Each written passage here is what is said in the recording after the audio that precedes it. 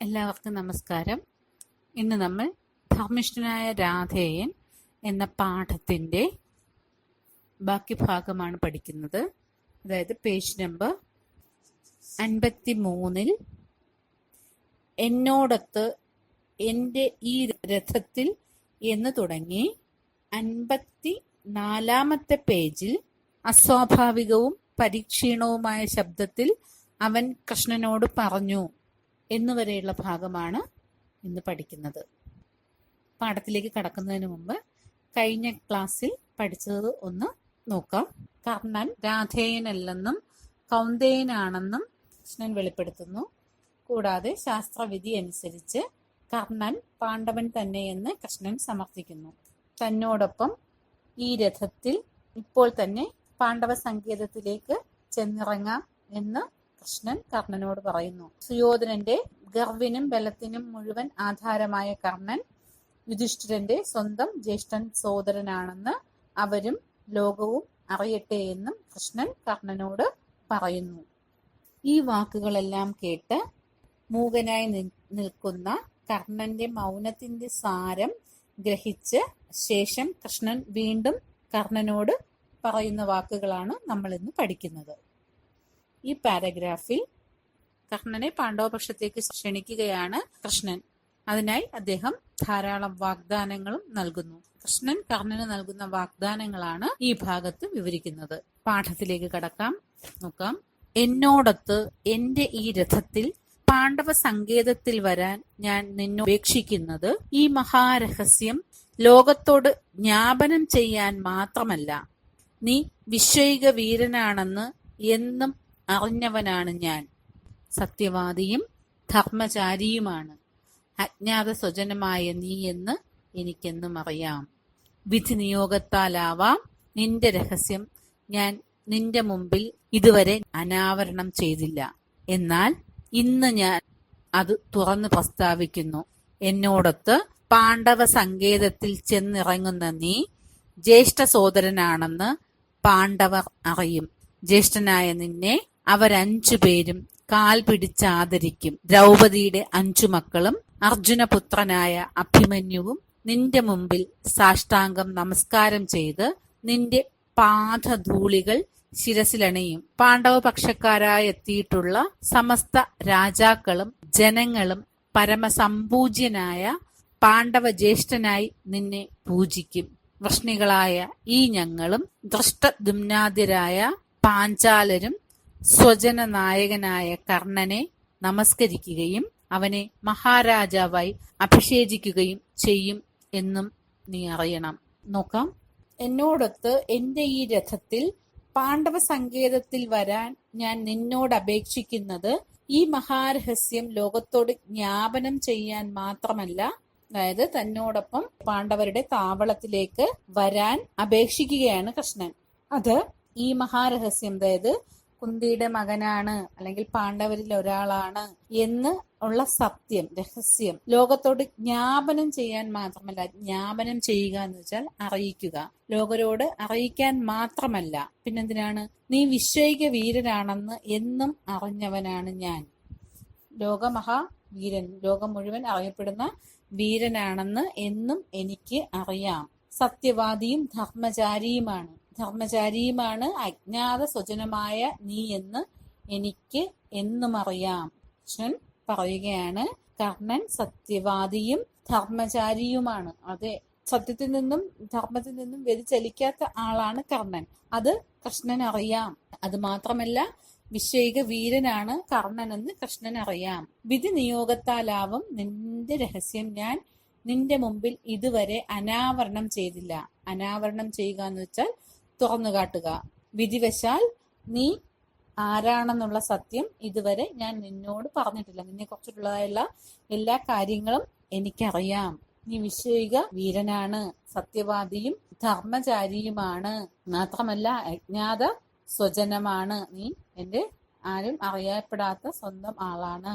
വിധി നിയോഗത്താൽ നിന്റെ രഹസ്യം ഇതുവരെ നിന്നോട് ഞാൻ തുറന്നു കാട്ടിയിട്ടില്ല. അനാവരണം ചെയ്യുക, തുറന്നു കാട്ടുക. എന്നാൽ ഇന്ന് അത് തുറന്നു പ്രസ്താവിക്കുന്നു. എന്നോടൊത്ത് പാണ്ഡവ സങ്കേതത്തിൽ ചെന്നിറങ്ങുന്ന നീ ജ്യേഷ്ഠ സോദരനാണെന്ന് പാണ്ഡവർ അറിയും. എന്താണ്? എന്നാൽ ഇന്ന് ആ കാര്യം തുറന്ന് പ്രസ്താവിക്കുകയാണ്. നീ പാണ്ഡവനാണെന്ന് ഞാൻ ഇതാ അനാവരണം ചെയ്യാൻ പോകുന്നു.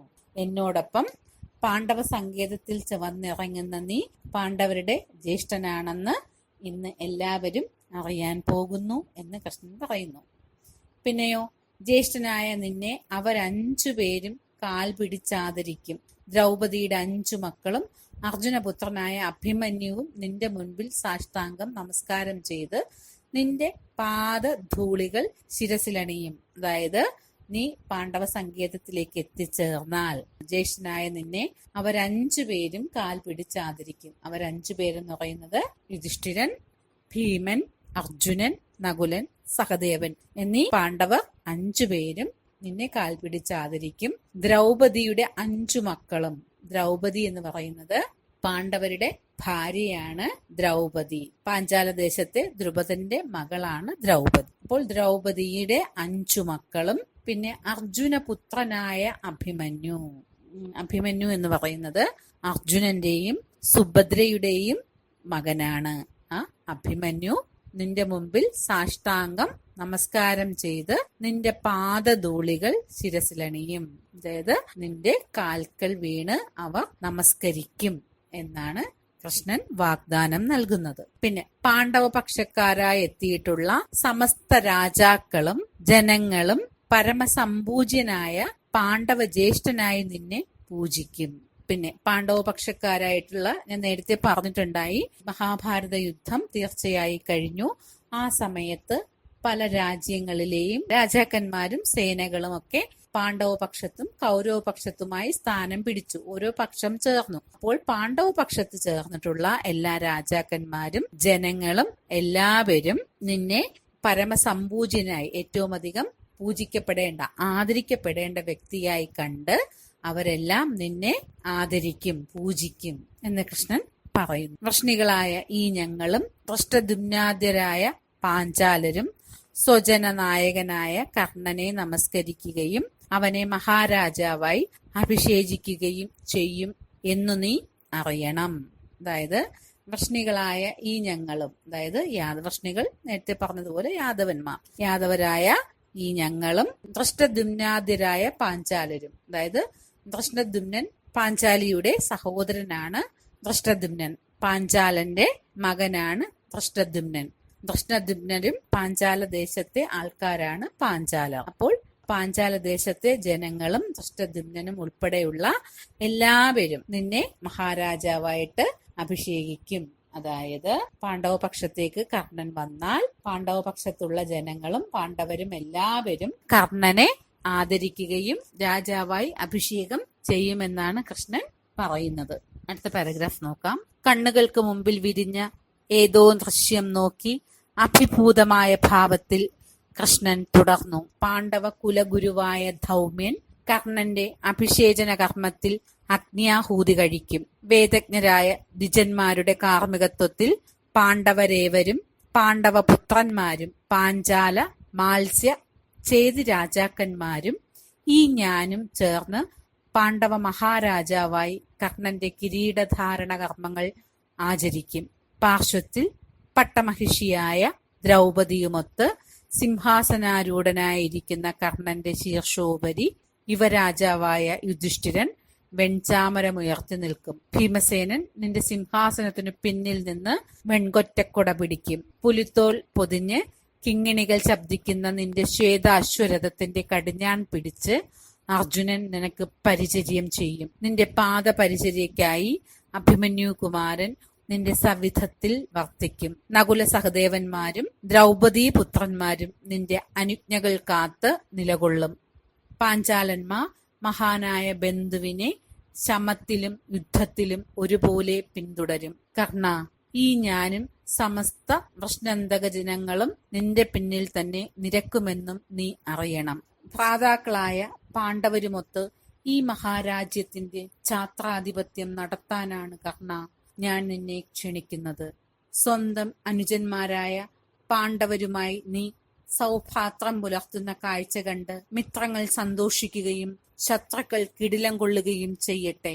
ഭ്രാതൃപരിസേവിതനായി നിനക്ക് അവകാശപ്പെട്ട സിംഹാസനത്തിൽ നീ അമരുന്ന കാഴ്ച ഏവരും കൺകുളിർക്കെ കാണട്ടെ.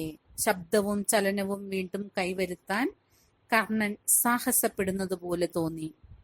പ്രകടമാം വണ്ണം യത്നിക്കപ്പെട്ടതിനു ശേഷം അസ്വാഭാവികവും പരിക്ഷീണവുമായ ശബ്ദത്തിൽ അവൻ കൃഷ്ണനോട് പറഞ്ഞു. നോക്കാം. കണ്ണുകൾക്ക് മുമ്പിൽ വിരിഞ്ഞ ഏതോ ദൃശ്യം നോക്കി അഭിഭൂതമായ ഭാവത്തിൽ കൃഷ്ണൻ തുടർന്നു. എന്തോ ഒരു ദൃശ്യം നോക്കി അഭിഭൂതമായ ഭാവത്തിൽ. അഭിഭൂതം എന്ന് വെച്ചാൽ പരാജയം അല്ലെങ്കിൽ പരിഭവം. പരിഭവത്തിന്റെ ഭാവത്തിൽ കൃഷ്ണൻ വീണ്ടും കർണനോട് പറയുകയാണ്. പാണ്ഡവ കുലഗുരുവായ ധൗമ്യൻ കർണന്റെ അഭിഷേചന കർമ്മത്തിൽ അഗ്നിയാഹൂതി കഴിക്കും. അതായത് തന്നോടൊപ്പം പാണ്ഡവ പക്ഷത്തേക്ക് വന്നാൽ, പാണ്ഡവ സങ്കേതത്തിൽ വന്നാൽ അവരെല്ലാവരും കൂടി പാണ്ഡവരുടെ ജ്യേഷ്ഠനായ കർണനെ രാജാവായി അഭിഷേകം ചെയ്യിക്കും എന്നാണ് കൃഷ്ണൻ പറഞ്ഞത്. അഭിഷേചന കർമ്മത്തിൽ എന്തൊക്കെ ചെയ്യുമെന്നാണ് കൃഷ്ണൻ പറയുന്നത്. പാണ്ഡവ കുലഗുരുവായ ധൗമ്യൻ കർണന്റെ അഭിഷേചന കർമ്മത്തിൽ അഗ്നിയാഹൂതി കഴിക്കും. അതായത് പാണ്ഡവരുടെ കുലഗുരുവാണ് ധൗമ്യൻ. അദ്ദേഹം ഈ അഭിഷേചന കർമ്മത്തിൽ അഗ്നിയാഹൂതി കഴിക്കുക എന്ന് പറഞ്ഞാൽ അഗ്നിയിൽ ചാടി മരിക്കുക. അതായത് യാഗ കർമ്മങ്ങൾ ചെയ്യുക എന്നാണ് ഇവിടെ ഉദ്ദേശിക്കുന്നത്. അഗ്നിയിൽ ഹോമദ്രവ്യങ്ങൾ അർപ്പിക്കുക, ആവശ്യമായിട്ടുള്ള സാധനങ്ങളൊക്കെ അർപ്പിക്കുക. അതാണ് അവിടെ അഗ്നിയാഹൂതി എന്നതുകൊണ്ട് ഉദ്ദേശിക്കുന്നത്. പിന്നെ വേദജ്ഞരായ ദ്വിജന്മാരുടെ കാർമ്മികത്വത്തിൽ പാണ്ഡവരേവരും പാണ്ഡവപുത്രന്മാരും പാഞ്ചാല മാത്സ്യ ചേതി രാജാക്കന്മാരും ഈ ഞാനും ചേർന്ന് പാണ്ഡവ മഹാരാജാവായി കർണന്റെ കിരീടധാരണ കർമ്മങ്ങൾ ആചരിച്ചു. അതായത് വേദജ്ഞരായ ദ്വിജന്മാർ എന്ന് വെച്ച് കഴിഞ്ഞാൽ ബ്രാഹ്മണർ.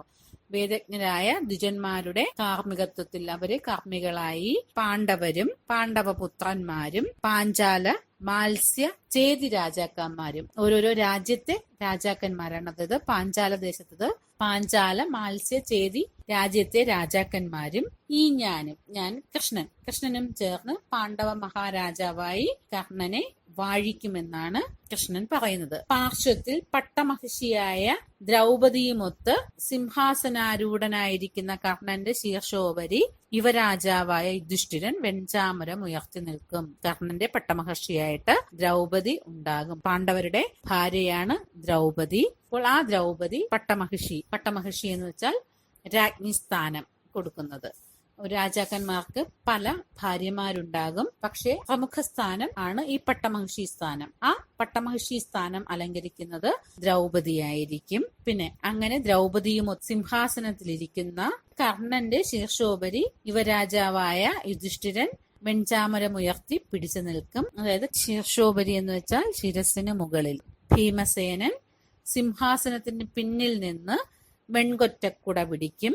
പുലിത്തോൽ പൊതിഞ്ഞ കിങ്ങിണികൾ ശബ്ദിക്കുന്ന നിന്റെ ശ്വേത അശ്വരഥത്തിന്റെ കടിഞ്ഞാൺ പിടിച്ച് അർജുനൻ നിനക്ക് പരിചര്യം ചെയ്യും. പുലിത്തോൽ പൊതിഞ്ഞ കിങ്ങിണികൾ ശബ്ദിക്കുന്ന നിന്റെ ശ്വേത അശ്വരഥം, ശ്വേതം എന്ന് വെച്ചാൽ വെളുത്ത അശ്വം കുതിര, നിന്റെ തേരിന്റെ കടിഞ്ഞാൺ അർജുനൻ നിയന്ത്രിക്കും. നിന്റെ പാദപരിചര്യക്കായി അർജുനകുമാരൻ ഒഴിയാതെ നിന്റെ സവിധത്തിൽ വർത്തിക്കും. അർജുനന്റെ മകനായ അഭിമന്യു നിന്റെ അടുത്ത് തന്നെ എല്ലാ കാര്യങ്ങൾക്കും വേണ്ടി ഉണ്ടാകും. നകുല സഹദേവന്മാരും ദ്രൗപദി പുത്രന്മാരും നിന്റെ അനുജ്ഞകൾ കാത്ത് നിലകൊള്ളും. കർണന്റെ ആജ്ഞകൾ പാലിക്കുന്നതിന് വേണ്ടിയിട്ട് നകുല സഹദേവന്മാരും പാഞ്ചാലിയുടെ പുത്രന്മാരും എപ്പോഴും അടുക്കൽ തന്നെ ഉണ്ടാകും. കൂടാതെ പാഞ്ചാലന്മാർ മഹാനായ ബന്ധുവിനെ ശമത്തിലും യുദ്ധത്തിലും ഒരുപോലെ പിന്തുടരും. അതായത് പാഞ്ചാലന്മാർ, പാഞ്ചാല ദേശത്തെ ആൾക്കാർ ആണ് പാഞ്ചാലന്മാർ. തന്റെ മഹാനായ ബന്ധുവിന്റെ ശമത്തിലും, ശമം എന്ന് വെച്ചാൽ സമാധാനം അല്ലെങ്കിൽ മനസ്സിനെ നിയന്ത്രിക്കൽ. അപ്പോൾ യുദ്ധത്തിലും സമാധാനത്തിലും ഒരുപോലെ നിന്നോടൊപ്പം ഉണ്ടാകും എന്ന് കർണൻ കൃഷ്ണന് ഉറപ്പ് നൽകുന്നു, അല്ലെങ്കിൽ വാഗ്ദാനം നൽകുന്നു. കർണ, ഈ ഞാനും സമസ്ത കൃഷ്ണന്തക ജനങ്ങളും നിന്റെ പിന്നിൽ തന്നെ നിരക്കുമെന്നും നീ അറിയണം. കൂടാതെ കൃഷ്ണനും കൃഷ്ണന്റെ വംശം, കൃഷ്ണ അന്തക അതായത് കൃഷ്ണന്റെ കുലം മുഴുവനായിട്ടും നിന്നോടൊപ്പം ഉണ്ടാകുമെന്നും കൃഷ്ണൻ ഉറപ്പ് നൽകുന്നു. പിന്നെയോ ഭ്രാതാക്കളായ പാണ്ഡവരുമൊത്ത് ഈ മഹാരാജ്യത്തിന്റെ ഛാത്രാധിപത്യം നടത്താനാണ് കർണ നിന്നെ ഞാൻ ക്ഷണിക്കുന്നത്. ഭ്രാതാക്കൾ, ഭ്രാതാക്കൾ എന്ന് വെച്ചാൽ സഹോദരന്മാർ. സഹോദരരായ പാണ്ഡവരുമൊത്ത് ഈ രാജ്യത്തിന്റെ ഛത്രാധിപത്യം എന്ന് വെച്ചാൽ രാജാധികാരം സ്വീകരിക്കൽ എന്നാണ്. അപ്പോൾ എല്ലാവരുമായിട്ട് രാജ്യത്തിന്റെ രാജാധികാരിയാക്കുന്നതിന് വേണ്ടിയിട്ടാണ് കർണ നിന്നെ ഞാൻ ഇങ്ങോട്ട് ക്ഷണിക്കുന്നത് എന്ന് കൃഷ്ണൻ പറയുന്നു. സ്വന്തം അനുജന്മാരായ പാണ്ഡവരുമായി നീ സൗഭാത്രം പുലർത്തുന്ന കാഴ്ച കണ്ട് മിത്രങ്ങൾ സന്തോഷിക്കുകയും ശത്രുക്കൾ കിടിലം കൊള്ളുകയും ചെയ്യട്ടെ. നീ നിന്റെ സ്വന്തം സഹോദരന്മാരായ പാണ്ഡവരുമൊത്ത് സൗഭ്രാത്രം സഹോദര സ്നേഹത്തോടെ കഴിയുന്നത് കണ്ട് ശത്രുക്കൾ പേടിക്കുകയും മിത്രങ്ങൾ സന്തോഷിക്കുകയും ചെയ്യട്ടെ എന്ന് കൃഷ്ണൻ പറയുന്നു. ഭ്രാതൃപരിസേവിതനായി നിനക്ക് അവകാശപ്പെട്ട സിംഹാസനത്തിൽ നീ അമരുന്ന കാഴ്ച ഏവരും കൺകുളർക്കെ കാണട്ടെ. സഹോദരരും ഭ്രാതൃപരിസേവിതനായി എന്ന് വെച്ചാൽ സഹോദരന്മാരാൽ ചുറ്റപ്പെട്ടവനായിട്ട്, അല്ലെങ്കിൽ സഹോദരന്മാരോടൊത്ത് നീ നിനക്ക് അവകാശപ്പെട്ട സിംഹാസനത്തിൽ ഇരിക്കുന്ന കാഴ്ച എല്ലാവരും കൺകുളർക്കെ കാണട്ടെ എന്ന് കൃഷ്ണൻ കർണനോട് പറയുന്നു. അതായത് ഇതിനകത്ത് സൗമ്യൻ അഗ്നിയാഹുതി കഴിക്കും. ബ്രാഹ്മണരുടെ കാർമ്മികത്തിൽ പാണ്ഡവരും പാണ്ഡവപുത്രന്മാരും പാഞ്ചാലി മത്സ്യചേതി രാജാക്കന്മാരും കൃഷ്ണനും ചേർന്ന് കർണനെ മഹാരാജാവായി അഭിഷേകം ചെയ്യും.